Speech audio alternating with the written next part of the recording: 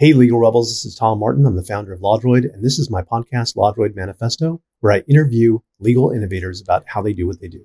In this episode, I interview Joshua Browder, DoNotPay founder and investor in the future, whose revolutionary company helps consumers level the playing field in their fight against greedy corporations.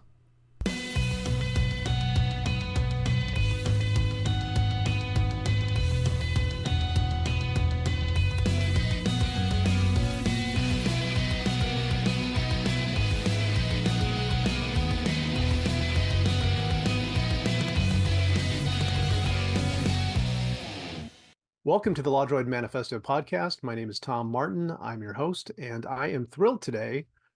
There's a guy who I've been a big fan of for many years. Joshua Browder is our guest today. And Joshua has many accomplishments under his belt. He's a young man, but he's actually accomplished quite a lot. And so he is the CEO and founder of DoNotPay, the solo GP of Browder Capital, and he's been the recipient of the ABA's Lewis M. Brown Award in 2020, which is actually for promoting legal access. And in addition to that, the MIT Technology Review has named him as one of the 35 under 35 innovators. So with that, I'd like to introduce Joshua and just tell us a little bit about what you're up to now. Thank you so much. I've been such a big fan of your show, so it's an honor to be on here. As you alluded to, I'm the founder and CEO of DoNotPay.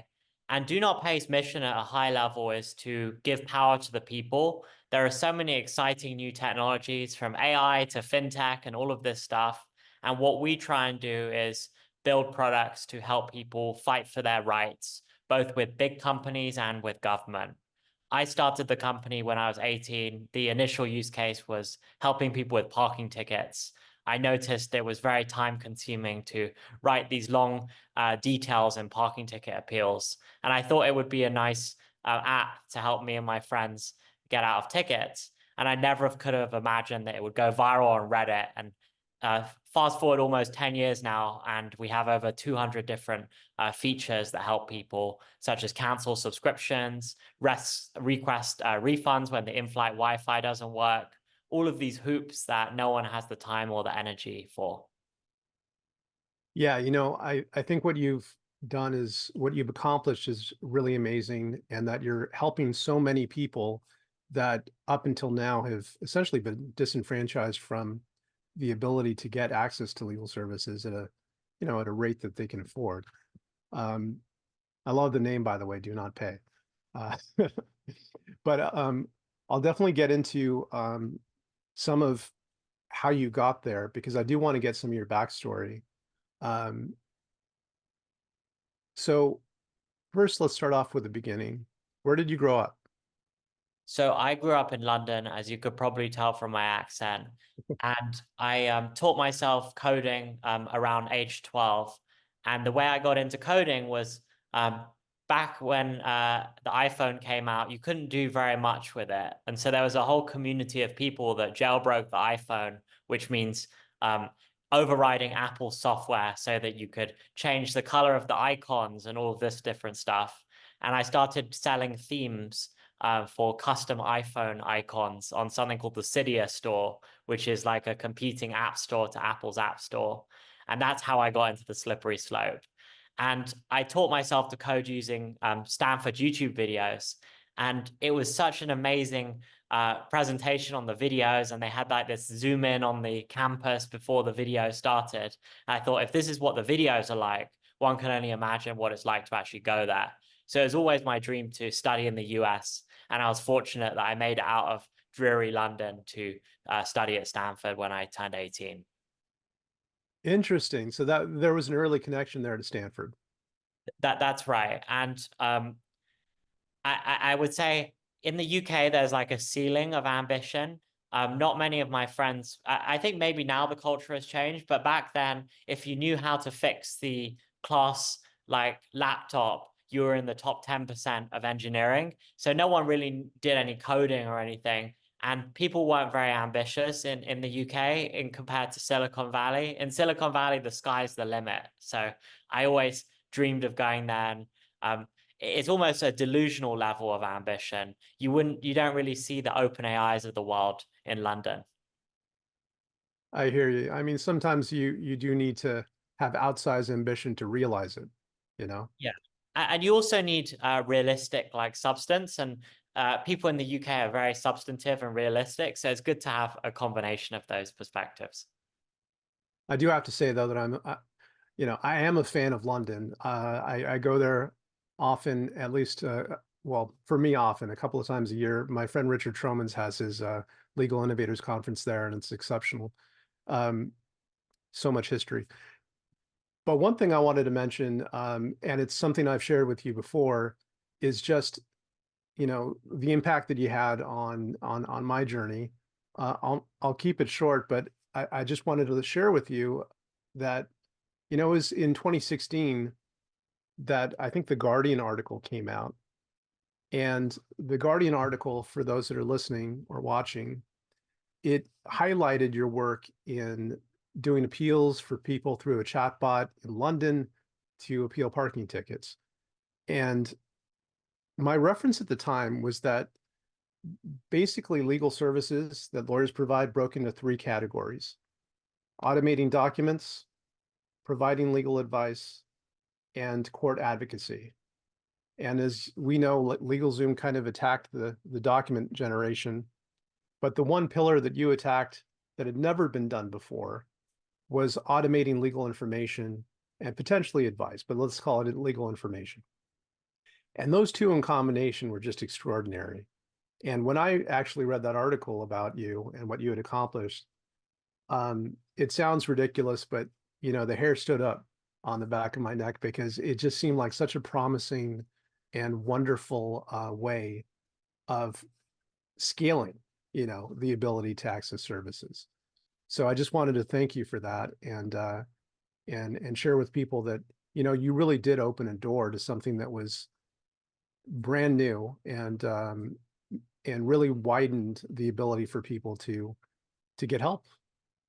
Yeah, I think it's really important to have one's own perspective of where things are going. So at DoNotPay, we were working on chatbots before they became cool in 2015 and 2016. One of the user experience problems we had is people wouldn't know what defense to choose for their parking ticket. And they would write into the customer support and say, I'm not sure which option to pick. And we thought, well, wouldn't it be great if a person can describe in their own words what the issue was, and then get matched to a letter template using software. And this was 2015, 2016. And then chatbots became very hyped around 2017, 2018. They kind of fell out of fashion. And now here we are in 2024, and chatbots again, and AI is the hottest thing ever. So the tech hype cycles come and go, but what I'm really excited about is just keep building for the users, regardless of whether people are excited about it or not. And now they're excited about it again, which is good. Right, it does come in waves. Drilling down a little bit on the early part.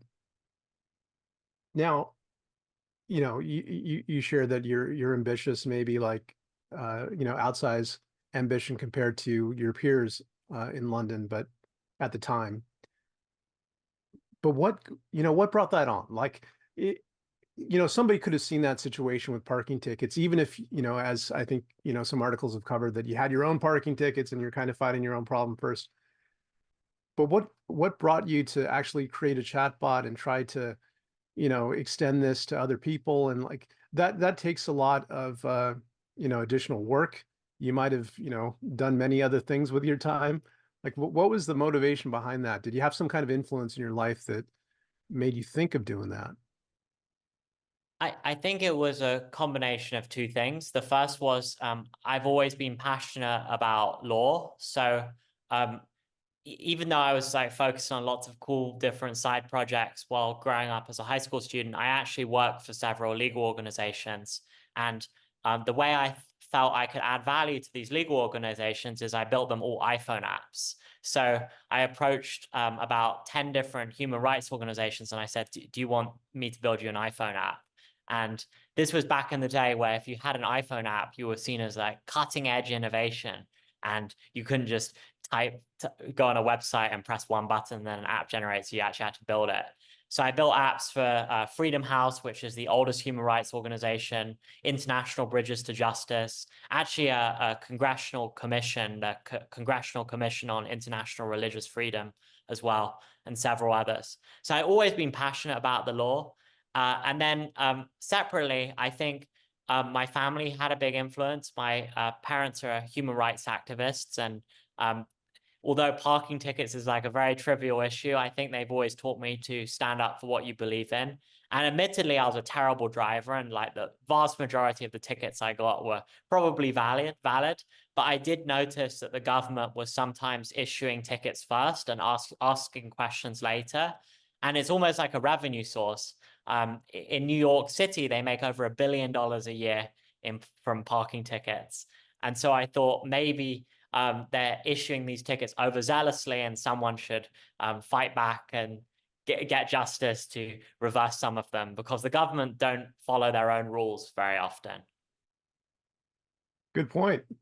And based on that, did you get any pushback? Like initially, like did London's, call you up and say, what are you, what are you up to here? So I was tracking the signups very closely, and I should mention it was a free public service. So there were no ads. And at the very beginning, you didn't even have to give any email or anything. You just got free access to everything. I was just doing it motivated by the mission.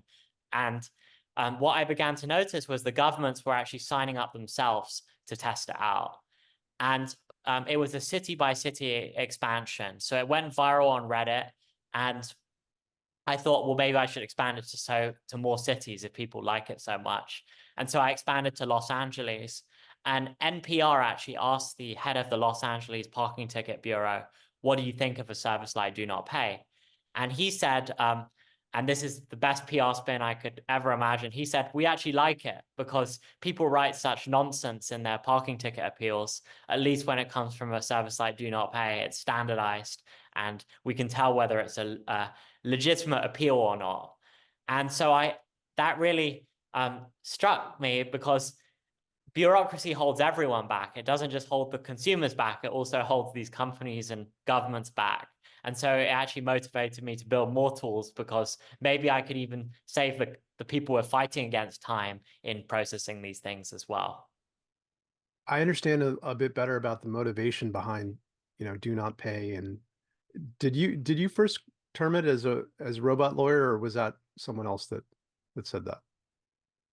I think the Daily Mail came up with the term robot lawyer, and it just seemed like a catchy name, because a lot of the other companies in the space that were, in my opinion, were doing more boring things like Rocket Lawyer and LegalZoom. They had some sort of legal in the name. So robot and lawyer, it was a robot because it is a chatbot, and a lawyer because of these other companies as a legal theme. So that's why I came up with robot lawyer. I've realized that maybe now it's not a good idea to call it a robot lawyer, so we no longer do that. Well, I hear that, but at the same time, I do think that, we can think metaphorically, not just literally, and that Yes, as a exactly. metaphor, and that as a metaphor, it makes a lot of sense. It captures people's imagination, and so much of what's at stake is actually to capture people's imagination. That's a difficult thing to do. And one thing I've actually really admired about you, Joshua, is that you have a knack for taking something that is in the public consciousness. It could be a news item or something that is, being talked about, and you have a way of capturing some of that conversation and putting it, within the frame of DoNotPay. And because one of the things that's so difficult is that you could build a better mousetrap, but if nobody knows about that better mousetrap, they're not going to use it. They're not going to take advantage of it, and you're not going to be able to help as many people. So it's an extremely, important and powerful skill to be able to get into the conversation publicly. Yeah, and if it's okay, I could share how the project became an actual company. Um, Yeah, please. so we had all this usage, and at this point, I was a freshman at Stanford, and um, Stanford is like in the center of Silicon Valley. So of course, with this viral app, the VCs started using it and reaching out. And I actually got a DM on Twitter one day, and it was from the VC Mark Andreessen, and he was said, "Do you want to have breakfast?" And this was like a dream come true for me because I was like fresh off the boat from London, so meeting like these amazing founder of the modern web browser was so inspiring to me. So I went to this breakfast, and really during the breakfast, we went back and forth, and he said, "You should really make this a company." And I said, I'd be open to making it a company, but and taking some money from you guys, but on two conditions. The first condition is I don't want to drop out, and I ultimately did drop out a few years later. I took the Teal Fellowship, but initially I didn't drop out. And then the second condition is I want to take it very slowly. In Silicon Valley, there's this kind of ethos of you raise money and grow, grow, grow, and you almost don't ask yourself, are you following the right path? And with me, I wanted to make sure that I was, why hadn't this idea succeeded before? Because the idea of an app to help you fight back seems obvious. There are apps to do everything. And I wanted to know why hadn't it succeeded before and why we would be the ones to do it. And what I learned is very interesting, which is that there were actually a graveyard of competitors that tried this before DoNotPay. There was a company called Fixed, which helped people with parking tickets. There's a company called Cushion, which helps people with bank fees. A company called Service, which helped people with delayed flights. But the problem is, unless you're a bad driver like me, the average American only gets a ticket once a year.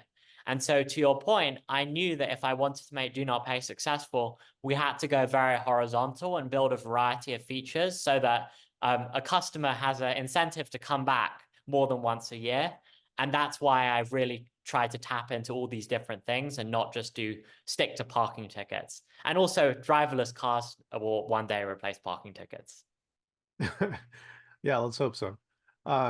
But that makes a lot of sense. I get the structure of that, the strategy of that is that it actually runs counter to what a lot of attorneys talk about, because when, attorneys focus on specific legal matters, they talk about focusing on one specific practice area, and then within a practice area, a specific niche, and then going about a mile deep within that. But to actually support the business model that you're talking about, you have to go horizontal and have many different options that you're providing so that you can be useful the rest of the year. Makes a lot of sense.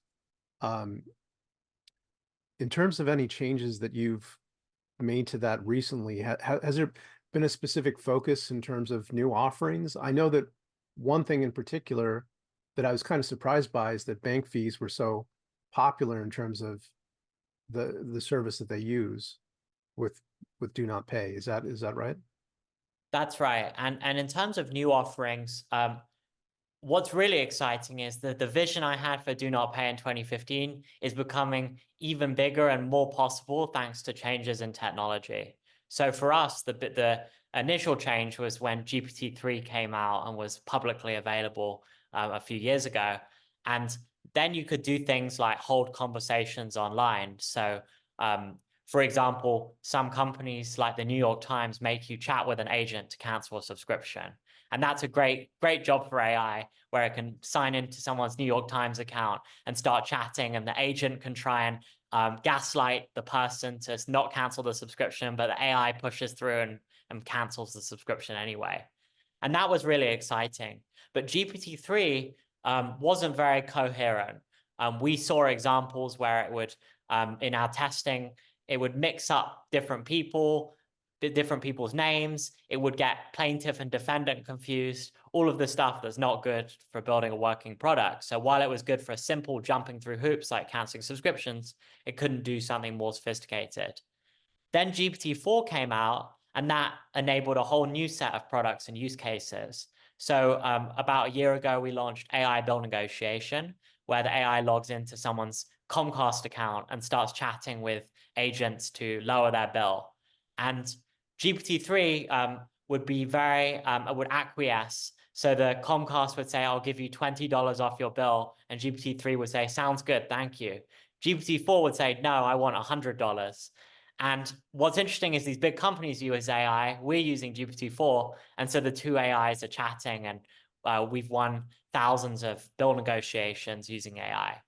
And now what's really exciting is, so GPT-4 was great, it could hold a conversation online, but it took about 3 seconds to generate a response. And this is not good for phone conversations, and a lot of the consumer rights stuff happens over the phone. And so GPT-4o can now respond in less than a second. And that means we can build these phone bots that, for example, will phone up United Airlines baggage services and track down your bag. And so I think the first generation of consumer rights was, you saw these great websites like Money Saving Expert in my country, the UK, and Consumerist in the US tell you what to do. And then the second generation is enabled by AI, where the AI is actually doing this stuff for you. And so we're launching all of this exciting new stuff every week. And it feels like we're making a lot of progress with how fast technology is moving. Yeah, and it's moving very, very fast. It's, almost every day that we hear about some kind of new advancement or innovation, and I'm shocked that we don't have 5 yet. Pretty soon we will, and God knows what that'll be able to accomplish. I understand it's going to have PhD level intelligence, as well as being, much more aware of the world and facts, and having a worldview, and have automated agents just out in the world tackling legal problems. That will be the future. Yeah, but there's a lot of integration work that has to go into it. As I'm sure you know, some organizations still use fax, so they're stuck in the Stone Age. And so you have to connect the AI to the fax machines for it to be effective sometimes. Well, I think that's fantastic how you're using the new technology at every step to be able to accomplish more for consumers. Along those lines, how do you personally measure the success of your impact with DoNotPay? Really, what keeps me going is every day we get people write in, say, this evil company overcharged me $11,000. There was one just yesterday, someone was like, it was a moving company, it broke their furniture, and they got $11,000 back through sending like a refund request through DoNotPay. And these are people across the country. It's not just like San Francisco or New York. It's like Ohio, Nevada, everywhere. And that's really exciting. I would say DoNotPay is a mission-driven company. A lot of the employees have been with us for years.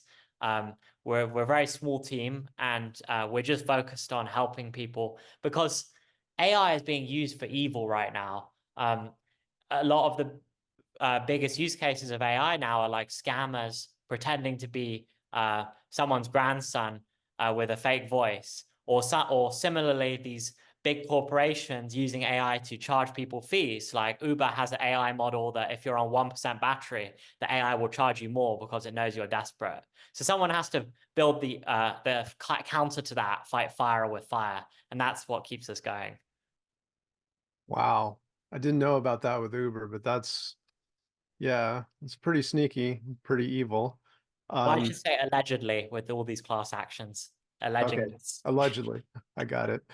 But I'm glad to know that you're on the side of the people, helping them combat that. So thank you, Joshua. You have a few different roles now. Like, it's not just being the founder and CEO of DoNotPay, but you're also investing in startups as well, right? What are a couple of things that you're excited about on that side? So on the investing side, 3.5 years into Stanford, I took something called the Thiel Fellowship. And it's such an amazing community of young people where Peter Thiel pays 20 people a year to drop out of college. And the money is nice. It's 100,000. But really it's just about a community of young people working to build the future. And a lot of people, surprisingly at Stanford, just want to go work for a VC fund or go work for Google and Facebook. So there's actually very few builders, even at a school like Stanford. And so just having this community of young people was really leveled me up as an entrepreneur. And then I was lucky. So I was attending all of these Teal Fellowship retreats, and I actually served on the interview committee. So I would interview 500 new fellows to select the class of the future class of 20 people. And so I'd meet a huge number of young entrepreneurs, like 15-year-olds thinking of dropping out of high school to start a company. And so because I was meeting all of these different people, they started asking me for advice because I was a few years ahead of them with my business. And I began to notice that not only should I give them advice, and I started giving them advice just to be nice, but maybe I should start investing in them because they were such promising people that they would raise some money, and then 6 weeks later, a big VC firm would come in at 5 times the valuation. And so I started doing that with actually my Teal Fellowship money. That's what I used my award for 2019. And I built up a track record and did well, and used that track record to actually raise external funds. And then I've so far raised 35 million for my fund, Browder Capital. And I just do it on the side. I just love helping first-time entrepreneurs. And so far, it's done really well. There's several really exciting companies. Some have gone up hundreds of times in valuation, and you don't really know in VC. This is all on paper, so we'll see in the next few years how it goes. But I'm really excited. Wow, that does sound exciting. And I like, the fact that you put your money where your mouth is. Like, you started with your own money, that was meant for your own living expenses and all of that. And you bet that on people and to pay it forward to help them accomplish their own dreams. And it worked. Yeah, and not only did I spend my own, so the Teal Fellowship grant is actually as a consulting payment. That's how it's treated. And when you're a consultant, you have to pay your own taxes. And so they sent it as quarterly payments. And every quarter I would make a new investment. And there was one guy I interviewed. His name was Adam Gilt, and he didn't actually get the fellowship in the year I interviewed him. A few years later, he got it. But I was like, this guy is so smart. I'm going to try and hire him for DoNotPay. So he was based in LA, and he flew out to the Bay Area, and we hosted him at the DoNotPay office. We were like, here's the couch. You're welcome to sleep here. And we did this whole weekend offsite with him, and we wanted to hire him as head of growth at DoNotPay. And the weekend ended, and we were grabbing Unami Burger on the Embarcadero in San Francisco. And I was like, well, you met the team, you saw all the exciting things we're doing. Are you interested in joining as head of growth? Congratulations, we'd love to have you. And he said, I can't join because I'm starting my own company, owner.com, which would later become owner.com, to help restaurants automate their business and take back control from Uber Eats. So I'm really sorry I can't join DoNotPay. And I said, wow, this really is so bad that you can't join, but you're such a force of nature. This is actually going to be my first investment ever. I want to invest in your company. And the problem for me was I had about 10K saved from my first Teal Fellowship quarterly grant. And that money, this was like March, April, that money was meant to go to the IRS to pay for the tax. And I was like, you know what? I don't even know. I'm just going to invest and not pay the IRS. And so I paid that, and the investment, I invested at a 2 million valuation, and it's now 350, and I think it'll be $1 billion company in the next few months. So I'm really excited by that. And then I paid the IRS a few years later with all the interest and penalties. But so it wasn't even my money. It was like my money that I should have paid taxes for. Well, it sounds like they're making money off of it too, with the dividends. So I mean, you have many different irons in the fire, and it sounds like you're able to balance it all. And I was just curious how you do that. Do you have like an army of assistants? Are you using, an army of AI assistants to help you? Like how do you keep it all going? On the Do Not Pay side, I've got a really good team, and everyone being so motivated helps a lot. And at least on the consumer side, it's like automated. So it's not like we have hundreds of thousands of paying customers that do not pay, but it's a software business, and software is like instantly scalable. So that's helpful. I actually recently hired an assistant on the personal side to help with like just scheduling and all this stuff a few weeks ago for the first time. And then that's changed my life. But I would say that I love what I do, and that really, it makes time fly much, much more quickly, and you get a lot more done if you're happy. And you've heard the phrase, like, if you love what you do, then you never work a day in your life, right? Yeah. And really, I'm just trying to scale myself. So after we raised the money at the first round of funding at Do Not Pay, the first thing we did is we rented out the house where Facebook was started in Palo Alto. And I hired all my friends, and we were like, what are things that really annoy us in our day-to-day lives that we found personal solutions for that we can scale up to the world? So someone put their hand up and they said, well, I'm really upset with these free trials and subscriptions, which I can never remember to cancel. And so what I do is I go to Walmart and I buy Visa gift cards, and I have a Visa gift card for whenever I want to use a free trial so that they don't have my real payment information.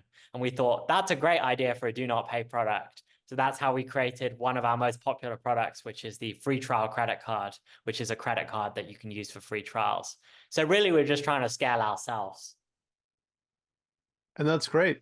Like I guess the logic of it is that it only expends whatever value is on the card, and then beyond that, it's, good luck, right? Yeah, and we have all these controls over the card, so we let like a free trial test purchase go through. Sometimes the merchants will charge the card 10 cents and refund it to see if it's a real card, and then they try and charge the card with a subscription. Then we block it, and it's not tied to the user, so the user isn't on the hook for any of this. That's great. And actually, the environment that you're describing, it reminds me a lot of when I was in college, just surrounded by people that were so excited, enthusiastic about learning, about trying out new things. And it's infectious, right? The people that you surround yourself with influence you to even accomplish more and think outside the box and be excited about the work you're doing. Yeah, and I've had so many lessons over the years, and every day I'm learning as well. So I would say we're not perfect, but we're trying our best. So another thing I noticed that I think, came up in an article a couple months ago was that amongst all the time that you spend on your business and investment and all that, you found some time to invest in yourself, right? And what I'm referring to is that you you took some time to do a little more exercise, workout, watch what you eat. And what has that done for you? If you could share with us what I'm talking about. So being an entrepreneur and tech founder, I'm very KPI driven. I love statistics. So when I came to Stanford, I was very fit, and over time, because I was so busy with my business and stressed out with all different things, I gradually gained weight, especially during COVID. And it got to a point about a year and a half ago where I was very unfit. And I was fortunate. I got a personal trainer. I've been working very hard on my fitness and started watching what I ate. And so now I've lost over 60 pounds. I went from around 250 pounds at my highest to I'm now at 180. So even more than 60 pounds. My body fat has gone down from 45% to 22%. And I'm still working on getting even fitter. Even though I'm not like obsessed with this stuff, I can now even do some bench presses and all this stuff. So I'm really focused on my fitness because health is the most important thing in life. And I feel a lot better, and I can actually work a lot harder as well. Being fit, I'm less tired. It definitely helps with that. Uh, Having more energy, being able to accomplish a lot more. And I was just curious though, like, was there anything in particular that made you focus on it? Like, was there something that you noticed? Was there some experience that you had where you thought, it's time? Well, I hate to say this, but I think that there is really big discrimination in society against unfit people. It shouldn't be the case, but I think there is. And that's not what inspired me, but what inspired me was I just felt terrible. Like I would have a 7 a.m. meeting, and just getting up would just be tiring. And so for me, I just personally felt really bad with my health that I wanted to change it. And But I began to notice that after I lost the weight, people would just be slightly more nice to you. And it's crazy. Maybe I'm projecting, but I really think it's true that we do have some vanity in society, and people treat you nicer if you're more healthy. Yeah, I don't think you're projecting. There is a bit of that.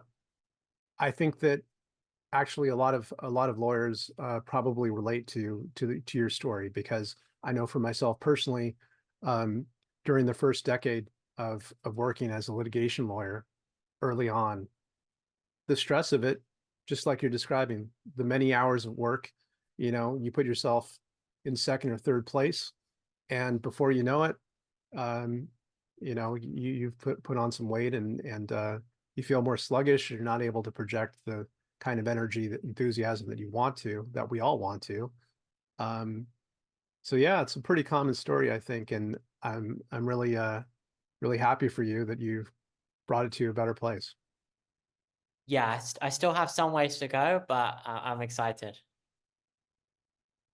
Well, with that, I'm curious, you touched on generative AI a bit with the new capabilities of like having a voice advocate, essentially, an AI voice advocate fighting for people's rights.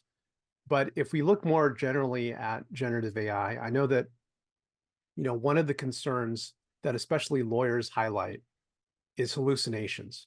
And they're like overly focused, I think, on this risk of hallucination. Now, within the context of what you're doing and advocating for people's consumer rights, is that as outsized a concern as sometimes lawyers make it out to be? Um, GPT-4 doesn't hallucinate as much.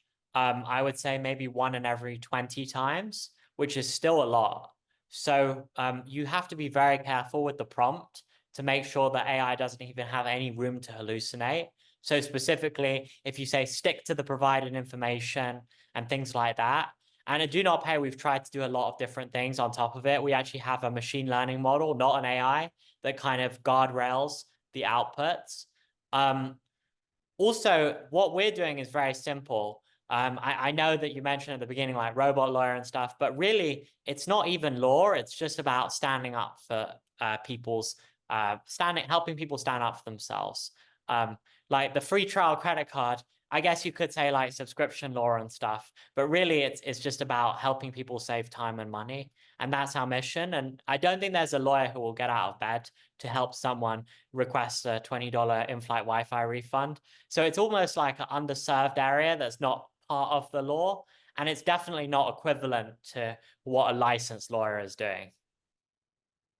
Yeah, one of the things that I would point out is that the use case that lawyers are talking about is like a very niche, specific legal research use case where it has to be, extremely knowledgeable about that area of law.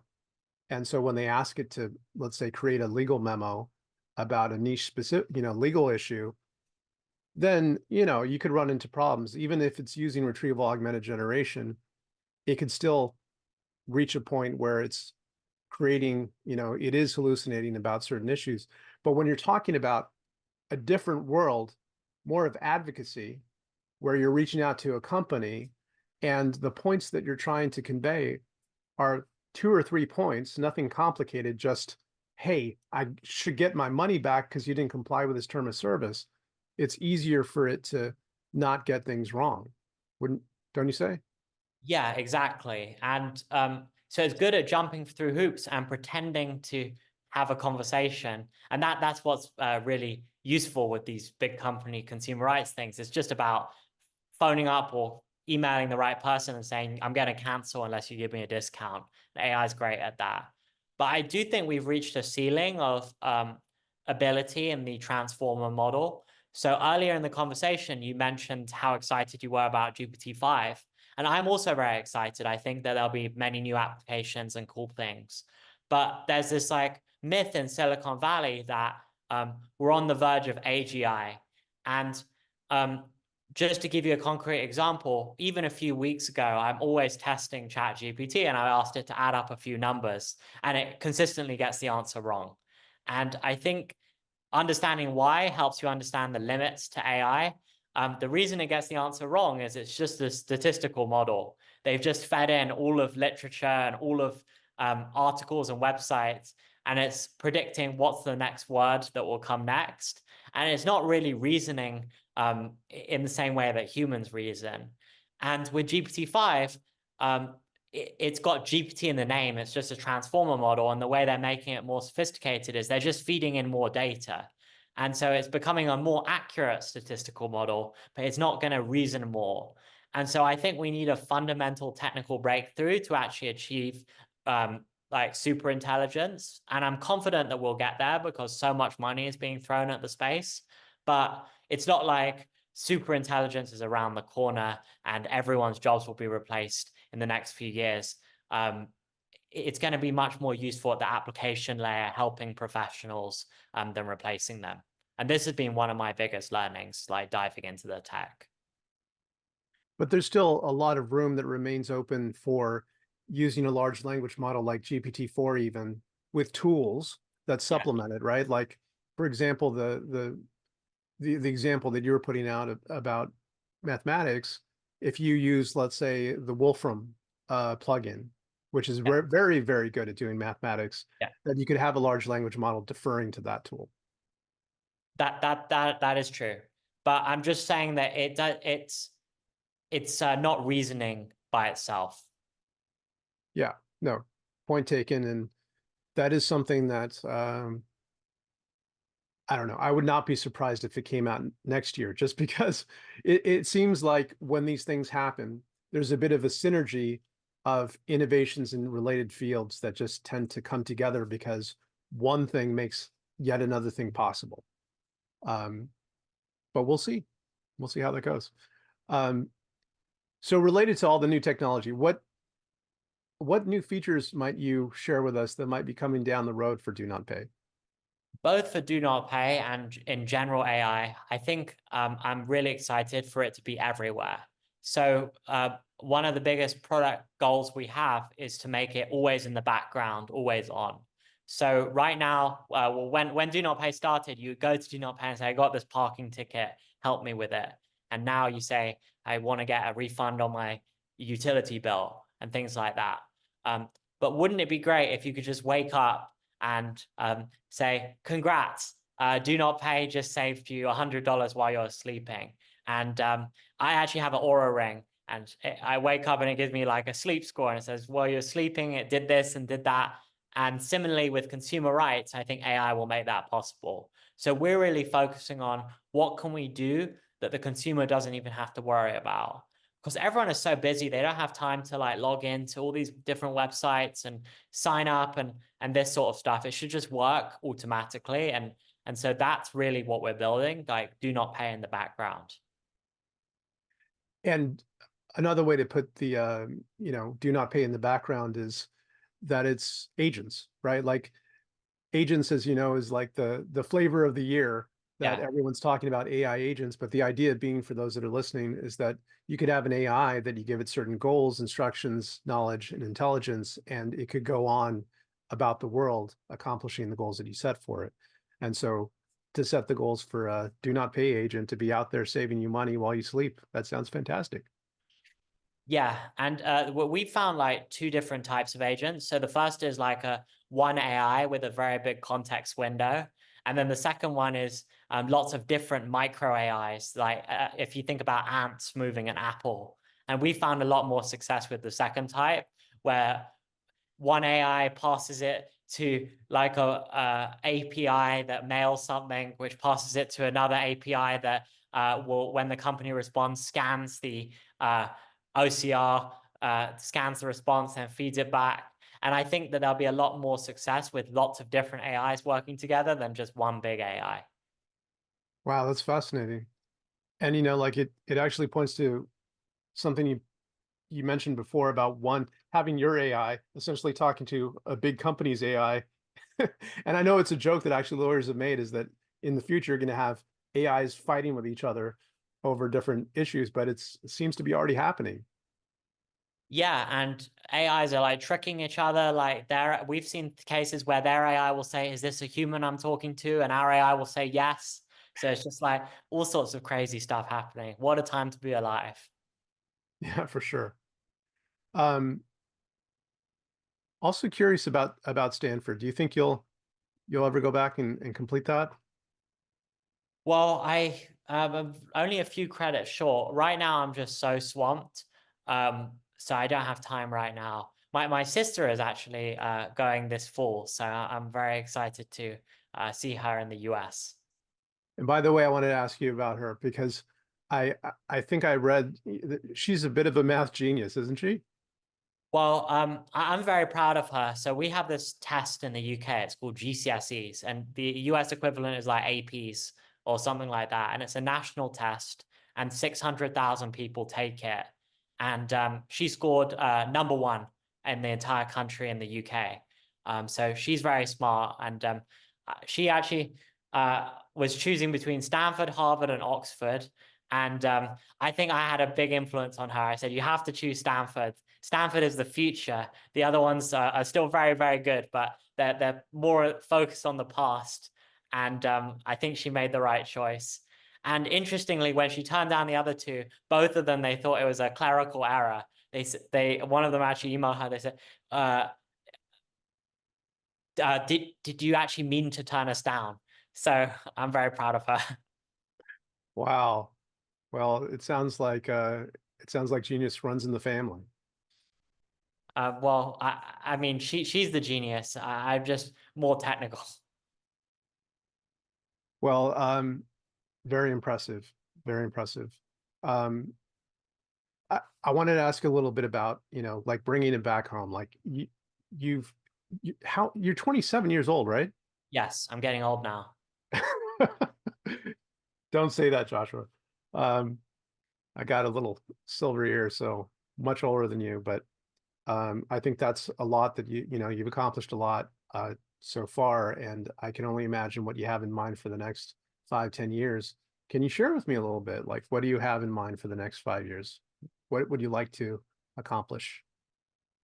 I just want to keep growing Do Not Pay. I view Do Not Pay as my life's work, and I'm biased, but I think everyone in the world could one day benefit from using Do Not Pay. So that's my number one mission. One thing I wanted to touch on is that beyond Do Not Pay and Browder Capital and everything else that you've been working on, you've also done some projects, right, that are humanitarian in nature, where you've, I think, worked with uh, with with foreign governments or foreign interests. About, can you share a little bit about that? Yeah, this was so between 2015 and 2019. So Do Not Pay became a paid service in 2019. But before that, I was just passionate about the law, and I was building a lot of things for humanitarian projects and governments just for free. So I built a chat bot to help homeless people in the UK navigate benefits with an organization called Centrepoint. Um, Helping automate like refugee claims in the UK was really exciting as well. And so really, I was never motivated by money. I just launched a subscription for Do Not Pay in 2019 because some of these legal services and even non-legal services have real world costs. So you have to mail stuff and things, and the subscription helps pay for that. But really, I just love using tech to help people. Well, a question that I usually ask all my guests, but I think you kind of answered it right now, is like, what makes it all worthwhile for you? Because you work so hard. Is there something that is a center for you that is what you're working to accomplish? And maybe it is just that, but Well, I think just, helping the people that rely on me, both our customers and also our employees. I should mention that we take the DoNotPay lifestyle with DoNotPay itself. So we're a very efficient company, and we try and do things very differently from other Silicon Valley startups. So we actually paid our first dividend. We've raised venture money, but we have more money than we've raised. And so we decided to pay a dividend to our employees and our investors. So just doing right by our stakeholders, building the best product for our customers. And personally, for me, I'm just trying to be fit, build good products, and not be too stressed. well, those are worthy goals. And to be paying dividends, that's kind of unique for a venture-backed company, isn't it? Yeah, I think people are really tired of these money-losing companies. And even in the public markets, you're seeing like Facebook, Meta paid its first dividend. I think Google started paying dividends recently. And so it's a sign of the times. I know we had the Fed meeting today, and I don't think they reduced rates. So I think people really care about this stuff now. Well, I think that's great because the ethos for a number of VC companies is just to build as quickly as they can at a tremendous loss of capital to a lot of people. And so to see that you're in a position to be able to pay dividends, that's saying a lot, especially with this kind of work, because to be able to affordably provide these services to millions of people is it's fantastic. So what would you like your legacy to be? Something to talk about at 27, but how do you think you'd like to be remembered with DoNotPay and your work? I think we want to we see DoNotPay in computer programming terms. There's this expression called DDoSing, which means that if you hit a website with enough robots, the website goes down. And if you take that as a metaphor at DoNotPay, we want to hit an unjust system with so many requests that we want to take down the unjust system. So I personally, I want to take down a system, a corrupt system.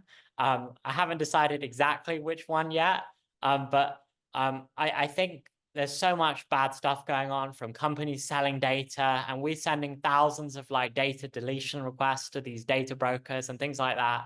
But we want to come up with something big where we're sending so many requests that the system just can't handle it, and they stop doing their evil stuff. Well, good on you.